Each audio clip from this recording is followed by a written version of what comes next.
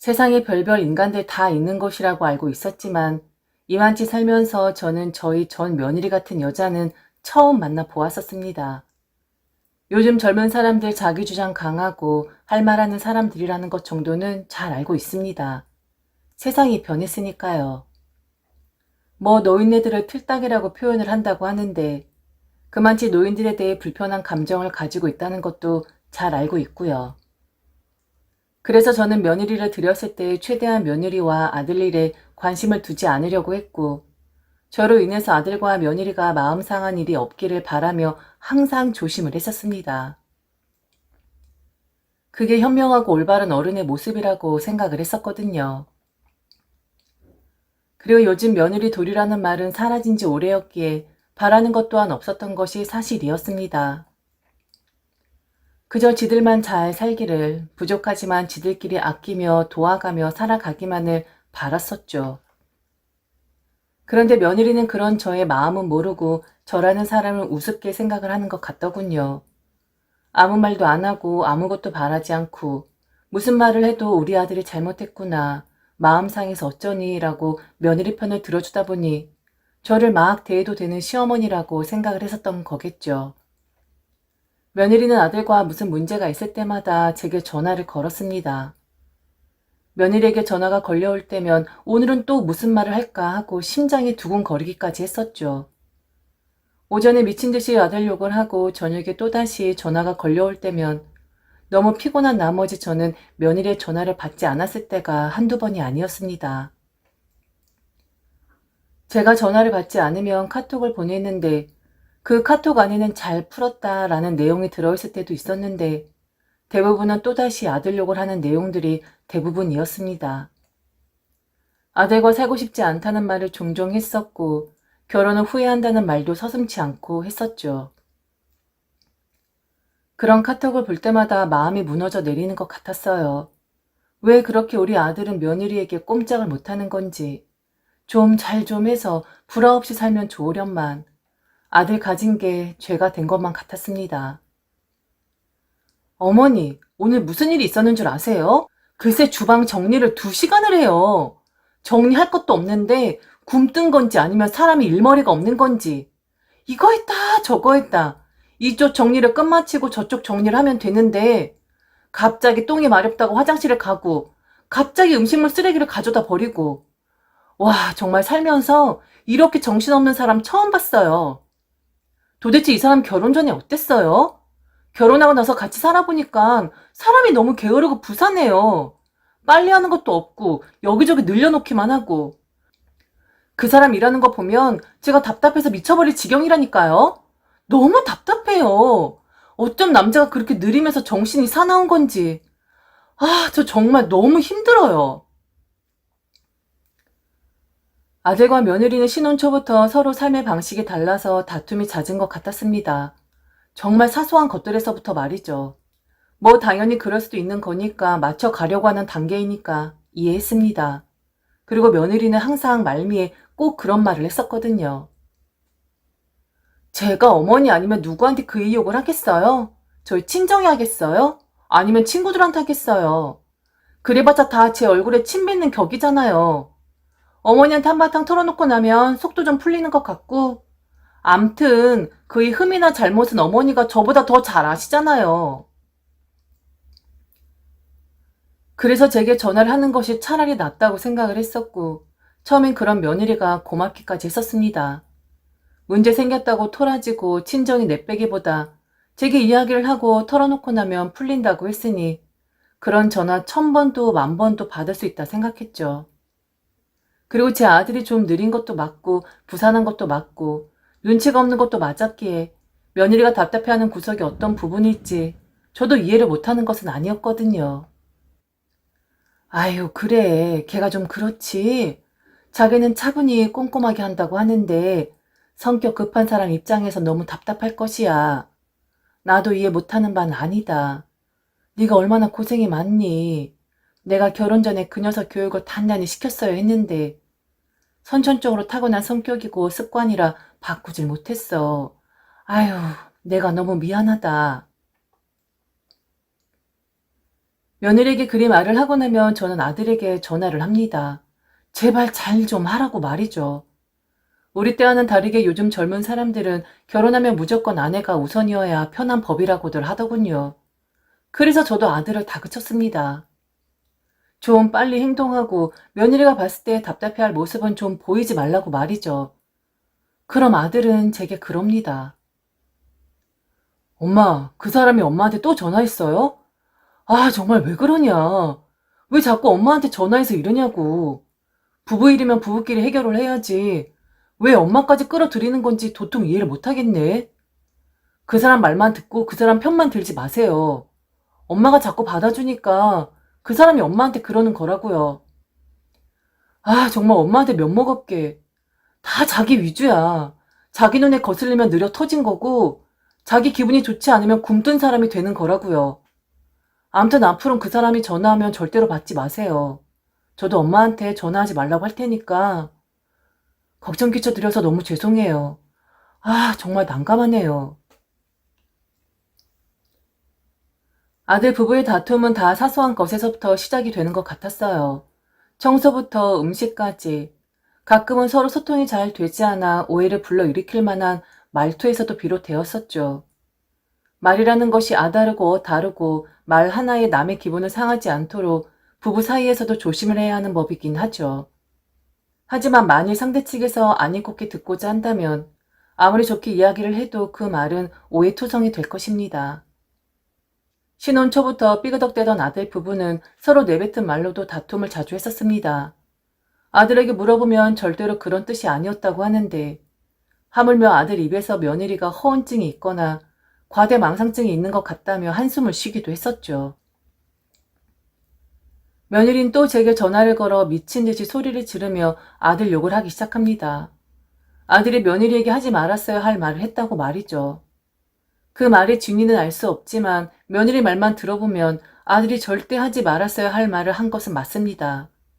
아니 글쎄 우리 아들이 며느리에게 그랬다 하더군요. 빨리 사돈 어른들이 돌아가셨으면 좋겠다고 말이죠. 며느리의 말을 들으며 저는 제가 지금 무슨 소리를 듣고 있는 건가 의심이 갔습니다. 잘난 아들은 아니어도 그래도 막 나가는 그런 아들은 아니었는데 아들 입에서 사돈 어른들이 빨리 돌아가셨으면 좋겠다라는 말이 나왔다고 하니까요. 어머니, 저 더 이상 살지 못하겠어요. 사람이 못 배워서 그런 건지 아니면 원래 그렇게 쓰레기 같은 사람인지 몰라도 할 말 안 할 말 구분 못하는 그런 사람하고는 전 이제 더 이상 미래를 함께 할 수가 없을 것 같아요. 솔직히 어머니도 알지 않으세요? 이 결혼, 그 사람하고 결혼한 제가 얼마나 손해를 보면서 한 결혼인지? 저 그 사람 만나기 전에는 대기업 남자들만 만났었어요. 하나같이 집안 빵빵하고 돈 잘 벌고 똑똑하고 매너 좋고 그런 사람들만 만났었다고요. 그런데 제가 왜 이 사람하고 결혼한 줄 아세요? 사람이 한없이 착했으니까, 성실했으니까. 그동안 제가 만난 사람들보다 좋은 차도 아니고 직장도 들어보지 못한 그런 곳이었어도 그런 저한테 지질하게 살게 해줘도 저는 정말 이 사람 성격 하나 보고 선택을 해준 거라고요. 그런데 이 사람은 착하지도 않고 성실하지도 않고 못 배운 티를 팍팍 내는 그런 무식한 사람이었어요. 가만히 계시지 마시고 무슨 말씀이라도 좀 해보세요. 그 사람이나 아들 잘못 키운 어머니나 지금 둘 다 저한테 미안하다고 용서를 빌어야 하는 거라고요. 그렇게 아무 말 안 한다고 이 일이 해결되는 것이 아니라고요. 홧김이라도 해서는 안 되는 말임에는 분명했죠. 만약 아들이 저런 말을 했다면 지금 길길이 날뛰고 있는 며느리의 분노 이해 못할 것도 없죠. 저 같았어도 아마 모든 것들을 다 뒤집어 엎어버리고 싶었을 겁니다. 소리를 지르다 못해 엉엉 울기까지 하는 며느리를 저는 달랠 수밖에 없었고 미안하다고 다 내가 아들을 잘못 키워 그런 것이라고 말을 할 수밖에 없었습니다. 그런데 아들과 통화를 하고 나서 알게 되었네요. 며느리가 아들의 말을 오해해서 그리 화가 난 것이라고 말이죠. 아들은 며느리에게 사돈 어른들 이야기를 하지도 않았고 입 밖으로 꺼내지도 않았다고 합니다. 정작 사돈 어른들이 빨리 돌아가셨으면 좋겠냐고 물은 건 바로 며느리더군요. 아들은 하도 기가 막혀서 아무 말 않고 방으로 들어갔는데 며느리는 그런 아들의 행동을 보고는 본인이 한 말에 긍정적으로 대답을 한 것이라고 본인 혼자 판단을 해버린 거였죠. 본인이 한 말에 대꾸를 하지 않자 그걸 아들이 말했다고 하는 며느리. 그동안은 사소한 감정 다툼이다. 신혼 초에 흔히 있는 그런 사소한 문제일 것이다 라고 생각을 했었는데 예상외로 아들 부분 문제는 그리 간단하지가 않은 것 같았습니다. 서로 맞지 않아도 너무 맞지 않은 것 같았거든요. 그래도 제가 어찌할 수 있었겠습니까? 뭐 이혼이라도 시켰어야 했을까요? 제가 무슨 재주로, 무슨 자격으로 그럴 수가 있었겠습니까? 제 아들이지만 그 녀석의 부족함을 잘 알고 있었던 저는 사실 처음 며느리와 결혼을 한다고 했었을 때 너무 잘 되었다라고 생각을 했었습니다. 며느리는 아들보다 좋은 대학에 좋은 집안의 딸이었고 아들처럼 물에 물 탄 듯 술에 술 탄 듯한 그런 성격이 아니라 똑 부러지는 그런 성격을 가진 사람이었습니다. 아들을 키우면서 제가 엄마지만 저렇게 사회생활을 하면 저 녀석이 버틸 수 있을까 하고 걱정이 되었었던 적이 한두 번이 아니었었거든요. 며느리가 답답해하는 부분이 무엇일지 저도 잘 알고 있었기에 성격이 정반대인 남녀가 만나 결혼을 한다고 했을 때 우리 아들에게 도움이 많이 되겠구나 라고 생각을 했었습니다. 그리고 그렇게 똑똑한 며느리가 상대적으로 그렇지 못한 우리 아들을 선택한 것에 대해 고맙게 생각을 하기도 했었고요. 제발 좀 잘 살기를, 이제는 좀 맞춰가기를 진심으로 바랐었습니다. 그래서 저는 그날 사건 이후 저는 며느리의 전화를 최대한 받지 않는 것으로 아들 부부 일에서 멀어지고자 노력을 했습니다. 제가 전화를 받질 않자 며느리는 속이 상한 일이 있을 때마다 제가 전화를 받을 때까지 하곤 했어요. 카톡도 계속해서 보냈는데 무서워서 읽을 엄두가 나질 않더군요. 그러다가 우연찮게 며느리의 전화를 받게 되었는데 다행히 아들과 다툼한 일을 이야기하는 것이 아니라 갑자기 배추 겉절이가 먹고 싶다 하더군요. 그것 좀 만들어서 가져다 줄 수 있냐고 하길래 그러마 했죠. 어머니, 이상하게 요즘 배추 겉절이가 먹고 싶어요. 저 그거 별로 안 좋아하는데 요즘 들어 계속 그게 먹고 싶더라고요. 요즘은 그 사람이 저 비위도 건드리지 않고 이젠 좀 살만해요. 그동안 제 전화 안 받으신 거 어머니 잘하신 거예요. 아, 최근엔 별일 없었지만 그동안에 얼마나 제 속을 뒤집어 놓았었는지. 아마도 어머니가 제 이야기 들으시면 어머니가 창피해서 쥐구멍에라도 들어가시고 싶으실걸요? 암튼 요즘엔 별 문제 없으니까 맛있게 겉절이 좀 부탁드릴게요. 내일 오전까지 괜찮으세요? 오랜만에 통화한 며느리의 목소리는 밝았습니다. 다행이었어요. 그래서 다음날 아침나절에 겉절이를 한가득 만들어 아들 부부 집을 찾아갔지요. 아무리 배를 눌러도 답변이 없더군요. 며느리에게 전화를 했습니다. 한 번, 두 번, 세 번 했을 때 며느리는 그제서야 전화를 받았어요. 그러면서 깜짝 놀라며 지금 친구 집에 와서 차 한잔하고 있는데 얼른 오겠다고 했으나 아마 1시간 정도는 아들 부부 집 앞에서 기다렸던 것 같습니다. 1시간이 훌쩍 넘어온 며느리는 급한 티를 내지도 않았고 전혀 제게 미안해하지도 않는 듯 했어요. 그러면서 저 때문에 친구랑 일찍 헤어졌다고 왜 오후에 오시라고 했는데 오전에 오셨냐고 오히려 저를 나무라더군요. 저는 분명 오전에 오라고 이야기를 들었는데 말이죠. 암튼 누구의 기억이 잘못되었든 그게 무슨 상관이겠어요. 배추 겉절이를 전달하고 저는 그 길로 바로 집으로 돌아왔습니다. 그냥 집에 돌아오면서 든 점은 며느리는 다 자기 생각만 옳은 거구나 라는 것이었습니다. 자기는 절대로 틀리지 않는구나 라고 확신을 가지고 사는 사람이구나 라는 점이었어요.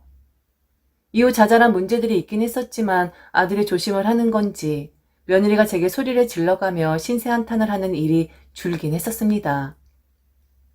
그렇게 평온하게 잘 맞춰 살기를 바랐는데 아들에게 큰 문제가 하나 생기게 되었습니다.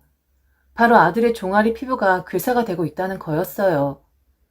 무슨 연유로 그런 일이 생기게 된 건지 모르겠지만 주먹만큼 괴사가 된 부분을 파낸지라 피부 이식을 하는 방법밖에 없다고 하더군요. 괴사가 된 피부를 파내고 이식을 하기까지 약 한 달간의 입원 치료가 필요하다고 했습니다. 너무 놀란 나머지 병원으로 뛰어갔는데 아들의 얼굴은 더 침통해 보였어요. 왜 이렇게 된 것이냐고 물을 수도 없었습니다. 아들이 너무 기력이 없어 보였거든요. 그런데 며느리가 보이질 않더군요. 아들에게 네 처는 어디에 간 것이냐고 물으니 그 또한 답변이 없었습니다. 무슨 문제가 있었던 걸까요? 왜 갑자기 아들의 종아리는 괴사되고 있다는 어마무시한 말을 들었어야만 했을까요? 아들의 병가는 오롯이 제 몫이었습니다. 며느리는 한 번 보이질 않았고 아들 또한 며느리를 찾지 않았죠. 너무 화가 나서 제가 며느리에게 전화를 걸었습니다. 도대체 남편이 이렇게 고생을 하고 있는데 어찌 한번 병원에 들르지를 않는 것이냐고 말이죠. 제가 전화를 하자 며느리는 기다렸다는 듯이 바로 받더군요. 언성을 좀 높였습니다. 그땐 저도 이성을 거의 잃을 지경이었거든요. 지금 애비 병원에 있는 거 모르니? 어쩜 코빼기도 비추질 않아. 무슨 일이 있었길래 아비가 저리 된 거니? 너는 뭐 알고 있는 거 아니야? 어머니, 아니 이젠 어머니가 아니네요. 저희 일 못 들으셨어요? 그 사람한테? 저희 헤어지기로 했어요. 헤어지기로 한 사람인데 이제 남남인데 제가 왜 그 사람을 들여다봐야 하는 거죠? 잘 아시겠지만 어차피 저희는 처음부터 맞지 않는 그런 사람이었어요. 그 사람은 저하고는 급 자체가 다른 그런 사람이었다고요. 그동안 제가 참고 살아주느라 고생했었는데 이제야 각자 갈 길 가기로 합의를 봤다고요. 그거 아세요? 한 달 입원하면 그 사람 직장에서 잘리게 될걸요? 그런 영세한 업체에서 어느 누가 한 달을 기다려 주겠어요. 그렇게 파리 옥수처럼 간당간당한 사람한테 제 미래를 맡길 순 없을 것 같아요. 암튼 이젠 남남이나 다름없으니까 전화도 하지 마시고 그 사람 이야기도 하지 마세요. 그리고 저 지금 만나는 사람도 있거든요. 얼른 정리하고 그 사람하고 새 출발할 생각이니까 모질이 같은 아드님이나 잘 돌보시고 저란 사람한텐 신경 좀 꺼주실래요? 저리 이야기를 하는데 머리채를 다 뽑아놓고 싶은 심정이었습니다. 어떻게 사람이 되어서 저리 버릇도 없고 건방지게 말을 할 수가 있는 건지 정말 어이가 없더군요. 이런 걸 지금까지 며느리라고 고분고분하게 군 제가 바보가 된 것 같았어요. 한마디로 며느리는 아들이 별 볼 일이 없는데 더 별 볼 일 없어졌으니 이제 그만 헤어지겠다는 이야기였어요. 다리에 힘이 풀려 털썩 주저앉고 말았습니다. 덜덜 떨리는 손을 하고 하얗다못해 파랗게 질려서 병실에 들어갔는데 아들이 누워 있었습니다. 그냥 아무 말 없이 아들의 손을 잡았고 그 순간 우리 모자는 아무 말 하지 않았지만 많은 대화를 나눈 것 같은 느낌이 들었습니다. 눈물이 마구마구 났어요. 서럽기도 했고 억울하기도 했고 아들이 너무 불쌍했습니다. 내가 좀 똑똑했더라면, 내가 좀 잘 사는 시어머니였었다면 부족한 우리 아들을 채워줄 수도 있었을 텐데 제 자신이 한없이 초라했습니다. 이후 알게 되었어요. 아들의 다리가 괴사가 될 수밖에 없었던 그 과정을 말이죠. 씀씀이가 컸던 며느리를 만족시키느라 아들은 본 직장일 외에도 저녁 시간을 쪼개서 아르바이트를 했었다더군요. 그런데도 며느리는 만족을 하지 못했답니다. 그러다가 다툼을 하게 되면 며느리는 전화기를 들어서 제게 다 일러 바치겠다고 아들을 협박했다 하더군요. 아들은 그게 너무 싫었다고 해요. 며느리가 본인을 우습게 보는 것은 상관없었는데 며느리가 저를 우습게 보고 막대하는 것을 두고 볼 순 없었다고 합니다. 그래서 우습게도 정말 어이없게도 며느리는 다시는 그러지 않겠다고 약속을 하는 조건으로 아들의 종아리에 회초리를 들었다고 합니다. 딱 10대. 비참했고 치욕스러웠지만 그땐 그 방법밖에 없었다고 해요. 제게 걱정을 끼치고 싶지 않았기에 유치하지만 정말 그 누구도 상상할 수 없는 방법이긴 하지만 아들은 며느리에게 종아리를 대줬다고 합니다. 그런데 그 10대가 지금 이 사달이 나고 만 것이었습니다. 얼마나 애 종아리를 심하게 쳐댔으면 그게 괴사까지 갈까요? 그리고 그놈도 그렇습니다. 만일 아팠으면 병원에 갔을 것이지. 저녁에 아르바이트를 했었어야 했으니 병원에 갈 시간이 없었던 거였죠. 가슴이 먹먹하고 지금도 그때를 생각하면 치가 떨립니다. 너도 한번 당해봐라 하고 싶었지만 제가 그렇게 하면 아들이 그 치욕스러웠던 일을 다시 상기해야 했기에 그냥 그것을 아예 싸그리 잊어버리는 것으로 우리는 대신하기로 했습니다. 너 같은 거 없어져서 우리는 더 행복하고 잘 살아간다. 여부란 듯이 보여주겠다고 아들과 다짐을 했어요. 아들은 퇴원을 한 뒤 이혼을 했습니다. 그렇게 시간이 흘렀어요. 한 2년 반 정도쯤일까요? 어느 날 제게 카톡이 하나 들어왔습니다. 그 카톡을 보고는 깜짝 놀랐네요. 바로 며느리였어요. 찢어 죽여도 모자랄 그것이지요. 어머니, 잘 지내고 계시죠? 소름이 돋았습니다. 어머니라뇨. 이혼한 게 언젠데 남남 되었다고 어머니도 아니라고 말을 한 게 누군데 어머니라뇨. 아무 답변을 하지 않았어요. 그런데 바로 카톡이 또 들어오더군요. 저의 어머니 안 바쁘시면 전화통화 가능하실까요? 이런 정신나간 여자 같으니라고 사람이 이렇게 뻔뻔할 수가 있는 겁니까? 죄는 미워도 사람은 미워하지 말라 했지만 사람 자체가 너무 미웠었던 것은 어쩔 수가 없었습니다. 악마가 따로 없다는 생각이 들 정도였으니까요. 제가 답변을 안 하자 그것에게 전화가 걸려왔습니다. 받을까 말까 고민이 되었지만 제가 죄 지은 것도 없고 남이 되었는데 피할 필요는 없다고 생각을 했어요. 어머니 잘 지내셨죠? 그이가 제 전화를 받지도 카톡을 읽지도 않아서 어쩔 수 없이 어머니에게 연락했어요. 잘 지내셨죠? 건강은 어떠시고요? 괜찮으신 거죠? 아무 일 없었다는 듯이 마치 어제 통화를 했었던 사람 마냥 그것은 제게 말을 했습니다. 목소리를 듣는데 가슴이 쿵쾅댔고 제가 말을 하면 목소리가 떨릴 것만 같았어요. 제가 대답을 안 하자 그것은 다시 말을 했습니다. 그이가 저한테 화가 많이 났나 봐요. 이렇게 시간이 흘렀는데도 저를 모른 척하는 걸 보면요. 근데 전 이제 그 사람을 용서했고 늦었지만 지금 생각해보니 그이가 그때 왜 그랬는지 이해가 가요. 처음이라 서로 맞춰가느라 싸우고 의견 대립이 있었던 거였는데 저는 그때 저나 그이가 너무 맞질 않아서 그런 거라고 단정을 지었었어요. 그리고 그이만 부족하다고 탓했고 제가 너무 잘못했었던 것 같아요. 그이만큼 착하고 성실한 사람은 없는데 이제야 그걸 알게 되네요. 너무 죄송해요, 어머니. 제가 너무 늦게 깨달았어요. 어머니, 저 이제 정말 많이 변했어요. 어머니도 잘 아시죠? 그 사람이 저 얼마나 사랑했었는지. 어머니, 어머니가 그이한테 말 좀 잘 해주시면 안 될까요? 지금 제가 의지할 사람은 어머니밖에 없어서 그래요. 그이한테 저랑 통화해 보니까 제가 많이 변했다고 꼭 이야기 좀 해주세요. 저 그이랑 다시 합치고 싶어요, 어머니. 어머니가 좀 도와주세요. 요즘 젊은 사람들 다 이렇습니까? 정말 무섭다라는 생각이 들었어요. 사람이 어찌 저리 뻔뻔하고 영악할 수가 있는 건지, 아니면 저것이 특히 그랬던 것일까요? 지금 어디 앞이라고 저리 말할 수가 있는 겁니까? 참 대단한 여자 납셨더군요. 늦게라도 그리 깨달아서 다행이구나. 근데 지금 나는 너무 불편한 마음이 들어. 너랑 이렇게 통화하는 것도 그렇고 네가 나한테 연락을 하는 것도 그렇고 말이야. 요즘 사람들 다 너 같을지 모르겠지만 난 이제 네가 무섭다라는 생각이 든다. 그 당시 만난 남자 있다고 하지 않았니?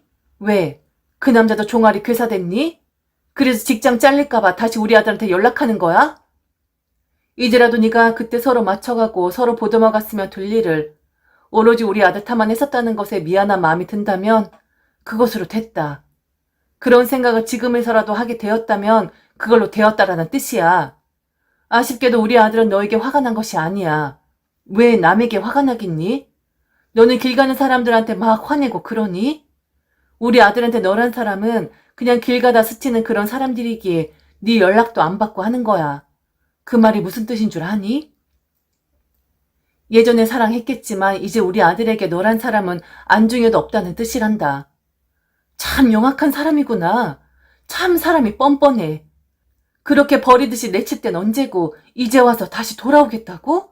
다시 합치고 싶다고? 여기가 뭐 놀이터니? 네가 다른 곳에서 놀다가 돌아오고 싶으면 언제든 받아주는 그런 곳인 줄 아냐고. 네가 그렇게 말하던 대기업 다닌 남자 만나서 행복하게 살도록 해라. 애초에 우리 아들하고 너는 급이 맞질 않았다고 네가 그러지 않았어? 급 맞지 않는 사람한테 다시 맞추려고 하지 말고 너는 너한테 맞는 그런 사람 만나서 잘 살도록 하렴. 꿈에서 너란 애를 만나서 흠씬 두들겨줬던 적이 한두 번이 아니야. 그런데 어디 감히 지금 내 앞에서 그런 말을 짓거릴 수가 있는 거니? 미치지 않고서야 이럴 순 없는 거다. 너 지금 제정신으로 이런 말을 하고 있는 거니? 너란 애 참으로 끔찍한 애구나. 미치지 않고서 어떻게 이럴 수가 있어? 그러자 그것을 울며 불며 불쌍한 목소리로 아들과 이혼을 한 뒤 혼자 시간을 보냈고 그 시간을 보내면서 아들의 소중함을 깨닫게 되었다고 합니다.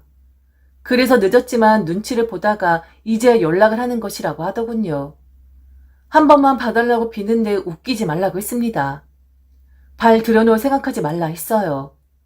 만일 다시 한번 우리 아들 앞에 얼쩡이면 그것들 포함 그거 부모들까지 욕보여줄 생각이니 어디 망신살 제대로 뻗치고 싶으면 계속 미친 행동하라 했습니다. 참 무서운 세상입니다. 어쩜 저런 여자가 다 있을까요? 어떤 교육을 받고 자랐으면 사람이 저리도 파렴치한이 될 수가 있는 걸까요? 무섭습니다.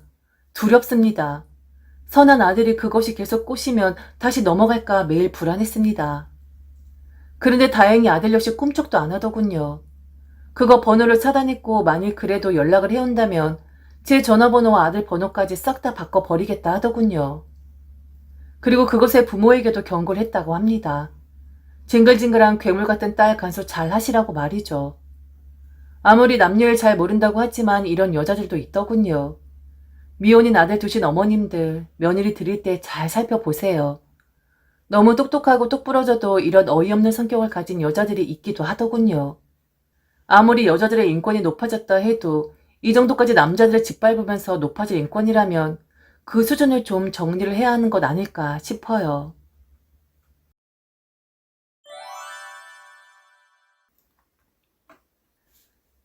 뒤지고 볶고 싸워 한 녀석이 토라져도 하룻밤 자고 나면 언제 그런 일이 있었냐는 듯이 행동을 했었던 때가 있었습니다.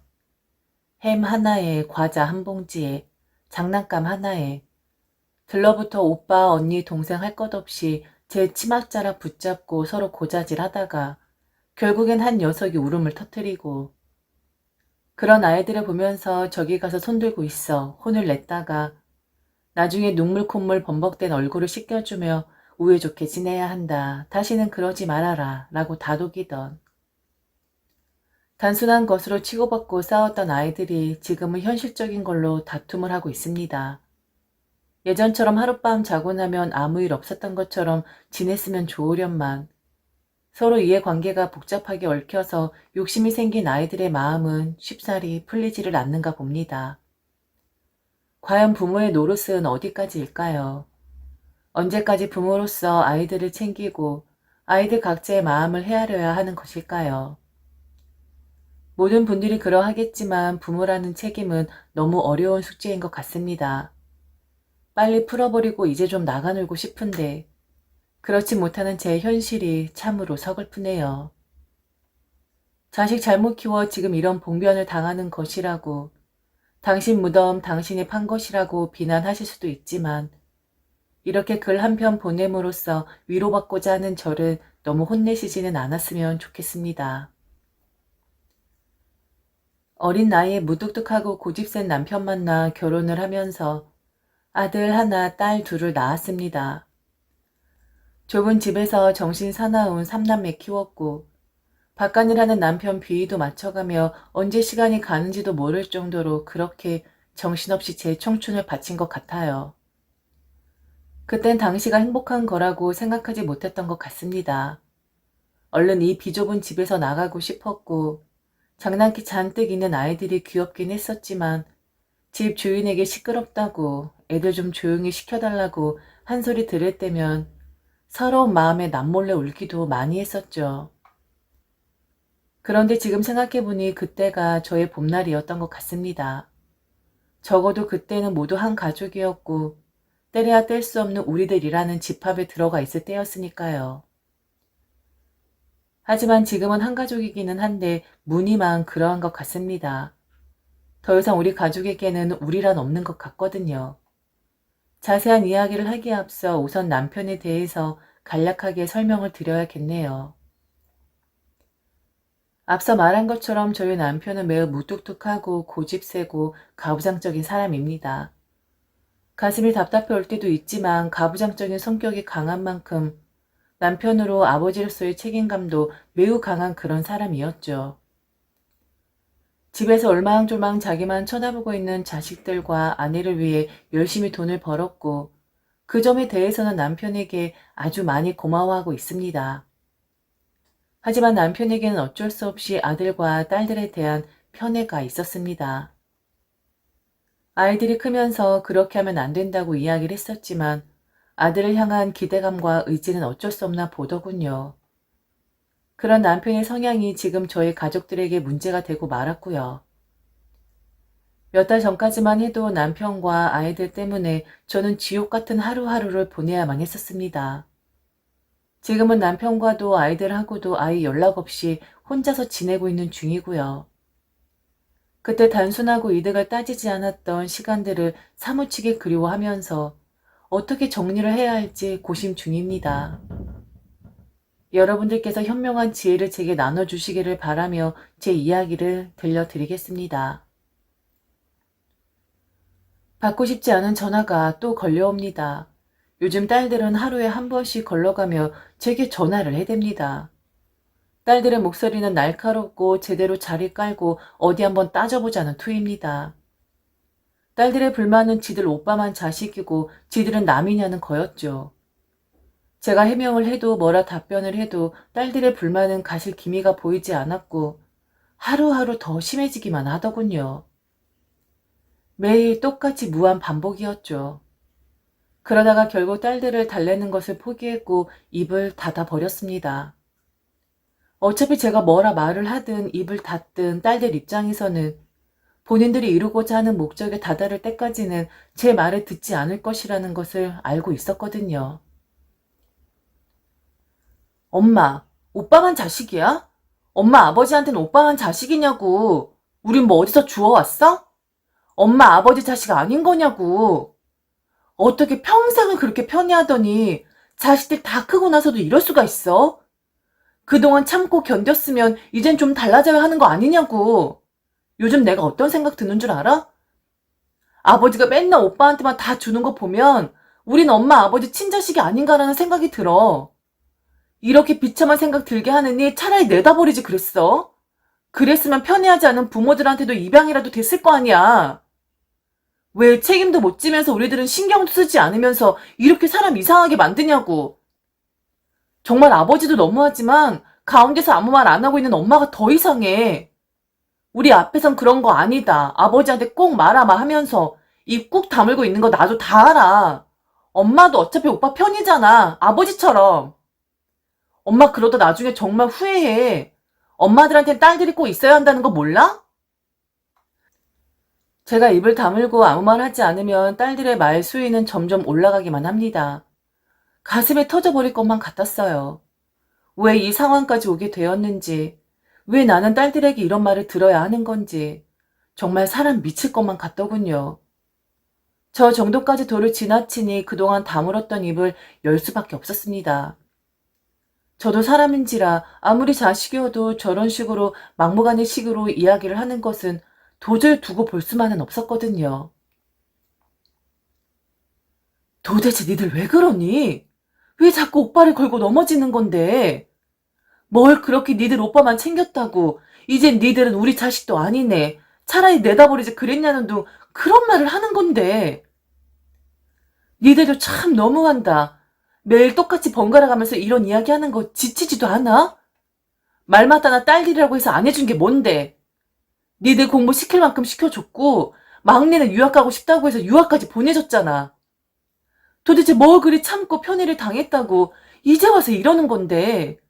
니들도 생각 있으면 한번 계산해봐. 그래, 솔직히 치사하지만 오빤 아들이니까 아버지가 조금 더 생각하고 있다는 거 나도 잘 알아. 그런데 니들이랑 그렇게 차이가 많이 나니? 니들도 받을 만큼 받았고 니들이 챙겨갈 건 다 챙겨갔잖아. 왜 이렇게 하나같이 지들 욕심만 부리는 거니? 니들은 양심도 없어? 니들이야말로 내 자식들이 맞니? 지금 다 늙은 엄마한테 이리 모진 말들을 쏟아내는 게 내 딸들이 맞는 거냐고. 딸들이 저렇게 흥분하고 정신나간 소리를 해대는 것은 바로 남편의 독단적인 판단으로 벌린 한 가지 일 때문이었습니다. 오래전에 지인의 꿈에 넘어가 18평 남짓한 좁디 좁은 연립주택 한 채를 구입하게 되었어요. 당시 지인은 몇 년 안 있어 재개발이 될 것이라고 확신을 했었는데 몇 년 지나도 재개발은커녕 재개발의 재자도 나오질 않더라고요. 당시 저와 남편은 사기를 당한 것이라고 생각을 했습니다. 왜냐면 그 작은 연립주택의 주인이 바로 지인이었었는데 재개발도 안 되고 팔리지도 않고 너무 오래되어서 세입자를 받아도 수리비가 더 많이 나오는 그런 집을 남편에게 홀라당 넘겨버린 셈이었거든요. 재개발이 곧 될 거라는 감언이설에 속아 이것저것 따져보지도 않고 냉큼 구매를 해버린 저희 부부를 탓했습니다. 그리고 긍정적으로 생각을 하기로 했죠. 우리 때에선 안 돼도 아이들 때에서라도 되면 그것으로도 다행이라고요. 그런데 애물단지 같았던 그 집이 바로 재개발이 된다고 하더군요. 가칭으로 재개발 추진위원회라고 현수막이 붙더니 집 주인들에게 공문을 보내고 전화를 하기 시작했습니다. 아예 포기하고 잊어버리고 있던 찰나 그 집이 재개발이 된다고 하니 기분이 매우 좋더라고요. 그런데 한 가지 문제가 생겼습니다. 재개발의 속도가 빨라도 너무 빨랐다는 거였죠. 토지 변경을 해야 한다, 세입자가 있으면 이주비를 줘야 한다 등등. 여러 말들이 여기저기에서 도는데 남편도 저도 너무 정신이 없더라고요. 그래서 남편은 아들에게 전적으로 모든 것을 맡기게 되었습니다. 나이 들어 기민하지도 못하니 좀 더 똑똑하고 사리에 밝은 아들에게 알아서 하라고 말이죠. 그런데 나중에 알게 되었습니다. 남편 아들에게 서류 처리들이나 재개발 사무소에서 오는 전화들을 응대하라는 것에 그치지 않고 그 집을 아들에게 명의 이전을 해 주었던 거였습니다. 이 사실을 알게 되었을 때 저도 너무 섣부른 판단이 아닌가라는 생각을 하긴 했었어요. 아무리 그래도 딸들 입장에서 기분이 나쁠 수도 있는 거였으니까요. 아니나 다를까 지들 오빠에게 명의 이전이 되었다는 소식을 며느리에게 들은 딸들은 펄쩍 뛰면서 지금 저렇게 난동을 피우고 있는 거였죠. 이해는 합니다. 당연히 제가 딸들이어도 서운한 마음 들었을 겁니다. 그런데 참 아들이라고 해서 마음이 기우는 것이 아니라 결혼 다 시켜놓았는데도 그동안 두 딸들은 친정에 손 벌리는 것을 부끄럽지 않게 생각을 했었습니다. 사위들이 돈을 못 버는 것도 아닌데 맨날 집에 와서는 돈돈거리며 우는 소리만 했었거든요. 아마 두 딸들은 지금까지 본인들의 행동이 어떠했는지 잘 알지 못할 겁니다. 더군다나 이 일이 있기 전에 두 딸 중 첫째 딸 아이가 직장을 관둬서 더 우는 소리를 많이 했었는데 남편은 첫째 딸아이를 매우 못마땅하게 생각을 했어요. 좀 눈을 낮춰서 재취업을 하면 되는데 그러질 못하고 호성세월을 하고 있다고 말이죠. 그래도 저는 딸아이 걱정이 되어서 애 마음이라도 좀 편안하게 도와주는 것이 어떠냐고 하니 괜히 버럭하는 소리만 들었어야 했죠. 그리고 그게 화근이 되어서 남편이 결국엔 첫째 딸아이에게 싫은 소리를 하게 되었고요. 그 정도 가르치고 그 정도 키워놨으면 이젠 좀 알아서 해야 하는 거 아니냐? 눈을 낮춰. 맨날 돈 없다, 취업 못한다 징징거리지 말고. 너는 맨날 네 남편 보기 창피하다고 하는데 부모 보긴 창피하지 않아? 결혼해서 가정을 꾸렸으면 이제 독립을 할 만도 한데 도대체 언제까지 부모한테 손을 벌릴 생각이야? 부끄러운 줄 알아 이놈아. 우린 뭐 땅 파서 돈 버냐? 아니면 맡겨둔 돈이라도 있어? 너 그동안 니네 엄마 살살 꼬셔서 야금야금 돈 가져간 거 내가 모를 줄 알아? 지금 니네 엄마 통장이 텅텅 비었어. 늙은 어미 돈을 그렇게 가져가는 게 부끄럽지도 않아? 이제 네 앞가림은 네가 좀 알아서 해라. 이 정신 나간 거사. 남편의 말이 딸에게는 너무 매정하게 들렸을까요? 좀 심하게 이야기를 하긴 했지만 틀린 말을 한 건 아니었는데 기어이 남편과 딸은 서로 찔러대고 윽박을 지르면서 말다툼을 하게 되었습니다. 아버지, 정말 이러실 거예요? 힘들어서 좀 도와달라고 하는 건데 이런 식으로 매정하게 굴 수가 있는 거냐고요. 만약 오빠가 저 같은 상황이었어도 그렇게 말씀하실래요? 아무 곳이나 닥치는 대로 취업하고 돈 벌라고 하셨을 거냐고요. 만약 오빠가 그랬다면 절대로 그리 말씀 안 하셨겠죠. 오빠가 달라고 하기 전에 알아서 돈 찔러 넣어 주셨겠죠. 그게 아들과 딸의 차이인 거예요? 부모님한테 창피하지 않냐고요? 아버지야말로 저희 딸들을 창피하시는 거 아니에요? 아니 좀 가지고 계시면 모자라다고 힘들다고 하는 자식한테 줄 수도 있는 거잖아요. 우리가 모를 줄 알아요? 우리 모르게 오빠한테 이것저것 다 빼돌리고 있는 거? 그런 오빠는 엄마 아버지한테 돈 맡겨뒀대요? 왜 이렇게 딸들한테만 박하게 구시는 건데요? 그리고 왜 딸들만 자기 앞가림을 해야 하는 건데요? 다 같은 자식 아니에요? 우리 뭐 주워오신 거 아니잖아요. 딸은 작심을 한 듯 남편에게 이야기를 했습니다. 살얼음판이 따로 없었죠. 딸들은 억울하다 어떻게 평생을 저리 차별할 수 있는 거냐 했고 남편은 딸들이 왜 저렇게 하나같이 독립심도 없고 자립심도 없는 거냐고 애들을 잘못 키운 것 같다며 한탄을 했습니다. 남편과 딸들 가운데서 이러지도 저러지도 못하고 참 정신이 나가버릴 지경이었어요. 그날 이후 딸들과 남편은 서로 없는 사람 취급을 했었는데 기어이 재개발 사건이 터지면서 다시 한번 딸들과 남편 사이에 불을 지피는 도화선이 되었던 거였죠. 다 같은 자식이니 딸들의 입장을 이해 못하는 건 아니었습니다. 지들도 기대고 싶은 언덕이 있으니 비비고 싶고 도움받고 싶겠죠. 그런 마음 드는 것은 응당 사람이기에 당연한 거겠죠. 게다가 지들 오빠보다는 덜 가져갔다고 생각을 할 수도 있겠죠.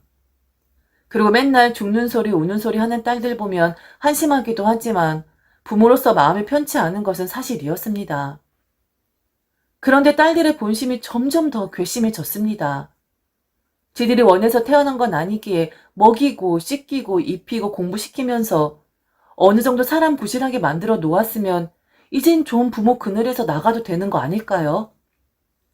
그리고 어차피 다 같은 자식들이고 지들 인연 끊어지는 것도 아닌데 누가 좀 더 가져가고 누가 좀 덜 가져가고 이게 그렇게 속이 상하는 것이고 저리 난동을 피울 정도로 큰일일까요? 그렇다고 엄청나게 차이가 나게끔 모든 것을 아들에게 밀어준 것도 아닌데 말이죠. 매일같이 재개발 사건으로 인해 제게 전화해서 따지듯이 캐묻던 딸들은 결국 남편과 이야기를 해봐야겠다고 집을 찾아왔습니다. 표정을 보니 두 딸들은 결연해 보이기까지 하더군요. 그러면서 그 옛날 차별받고 편애받았던 시절의 이야기들까지 거슬러 올라갔고 딸들의 불만은 기어이 활화산처럼 터지고 말았습니다. 남편과 저만 비난을 했었던 딸들이 급기야는 아무 연관도 없는 며느리를 들먹이기 시작했거든요.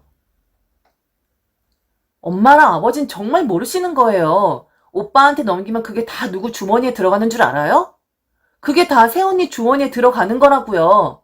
한마디로 남 좋은 일만 시키는 거라고요. 며느리가 자식이 될 줄 알아요? 며느린 며느리일 뿐이고 그들이 시부모한테 잘하는 건 오직 뜯어먹을 거 없나, 훔쳐갈 것 없나 하고 살살거리면서 가식 떨고 있는 거라고요. 며느린 절대로 친딸처럼 될 수가 없어요. 그런 거 잘 아시는 분들이 지금 친딸도 아니고 이혼하면 완전 남남되는 사람한테 덜컥 그런 재산을 안겨줘요? 정말 엄마 아버지는 생각이 없으신 거예요. 그리고 솔직히 오빠가 우리랑 비교해서 무슨 그렇게 아들 노릇을 잘했는데요. 오빠가 그렇게 잘했어요? 얼마나 잘했는데. 두 딸들은 눈에 쌍심지를 켜고 침을 튀기며 며느리 흉을 보기 시작했습니다. 내 딸들 수준이 저 정도밖에 안 되는 건가 너무 비참했어요. 우리 며느리. 그래요. 우리 아들은 사내 놈이다 보니 가끔 툴툴거리기도 하고 엄마는 아버지가 원하는 그런 감정적인 부분에 터치를 해주는 그런 아들은 아니었습니다.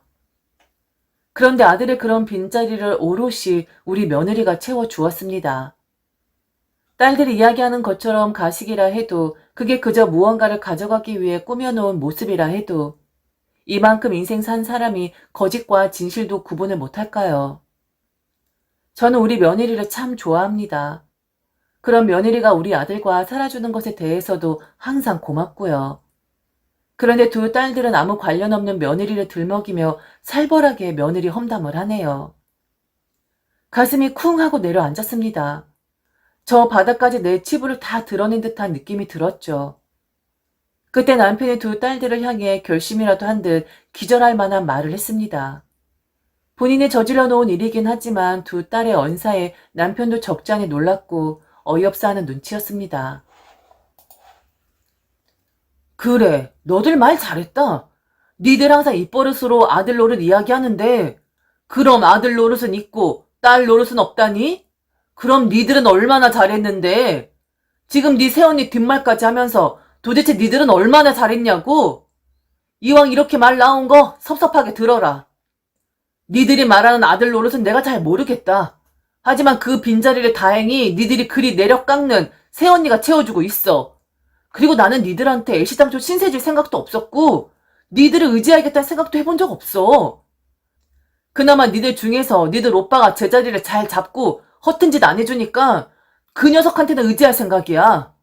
니들 오빠는 그걸로도 충분히 아들 노릇을 하고 있는 것이니까 더 이상 말 말아라. 그리고 너희들이야말로 너무 잘못 생각하고 있구나. 내가 번 돈 내가 알아서 쓰고 주고 싶은 자식에게 준다는데 니들이 왜 왈가왈부하는 거냐? 이거야말로 선을 넘는 것이고 건방지다라는 생각 들지 않니? 그리고 니들한테 내 재산을 넘긴다 치자. 만약 그렇게 된다면 니들 논점으로 따지자면 다 사이들한테 가는 거 아니야? 왜? 내가 의지할 자식들도 아니고 사이 좋은 일만 시켜야 하니? 며느리가 남이면 사이들도 남 아니야? 못난 것들 같으니라고. 어쩜 그렇게 마음 쓰는 게 고작 그거밖에 안 돼? 다 생각이 있고 뜻하는 바가 있으니까 부모가 저리 했겠지. 이렇게는 생각 못하는 것이야? 고양 것들 같으니라고. 두 딸들은 남편의 말에 질색을 한 표정이었습니다. 그럼 그렇지. 우리를 애초부터 자식으로 생각을 안 했었던 거야. 그러니 의지할 생각이 애초에 없었더라는 말을 쉽게 하는 거겠지. 남편의 말 뜻을 깊게 들여다볼 생각은 안 하고 겉으로만 드러나 보이는 남편의 말 꼬투리를 잡고 늘어질 것이 뻔했습니다. 그럼 법대로 하세요. 법대로. 아버지의 그 알량한 생각 말고 부모님의 그 넓은 깊은 생각 말고 법대로 상식대로 하자고요. 딸들 입에서 법 이야기가 나오자 저는 소리를 질렀습니다. 가도 너무 가는 것 같았거든요. 무슨 재벌집도 아니고 좁디 좁은 방 한 칸 가지고 저리 싸우고 의견 대립하는 꼴을 보니 남편도 두 딸들도 다 끔찍해 보였습니다. 다들 좀 그만해. 정말 징글징글하다. 서로 하나를 안 지려고 하네. 어쩜 그렇게 똑같이들 자기 생각만 고집을 하니 정말 다들 너무들 한다. 니들 입장에서 오빠만 편해 있다고 생각하나 본데 나는 진심으로 아들, 딸 구별하지 않고 온 마음을 다해 니들을 사랑했어. 내 가슴에 손을 얹고 당당히 말할 수 있다고. 그런데 이제는 그 마음이 싹 다 사라지려고 한다. 마치 빚쟁이처럼 독촉하는 니들도 너무 징글징글하고 아무 잘못 없는 사람 헐뜯는 니들 인성에도 엄마 너무 실망했어. 그리고 당신도 그래요. 애들이 커가면 그에 맞게 말을 좀 가려서 하는 거예요. 아직도 그 낡은 사고방식에 갇혀서 본인이 하는 말과 행동들이 다 맞다고 우기는 건 아집이라고요. 당장 니들은 집으로 돌아가도록 해. 그리고 집에 가서 니들도 생각이 있는 애들이라면 곰곰이 한번 생각을 해봐. 니들이 그동안 어떻게 행동했는지, 그리고 부모에게 얼마나 몹쓸 말들을 했는지 한번 생각해 보라고.